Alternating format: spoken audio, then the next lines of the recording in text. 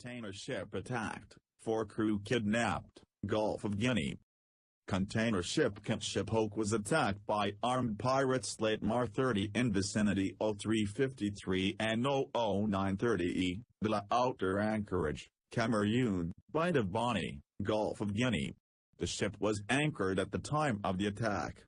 Pirates boarded the ship, probably ransacked ship and crew, and fled, taking 4 kidnapped crew with them. CONTSHIP OAK docked at Douala on March 31, and as of morning April 2, remains docked. Container ship CONTSHIP OAK, IMO 9,373,917, DWT 13,781, capacity 1,118 to, built 2007, flag Liberia, manager CONTSHIP Greece.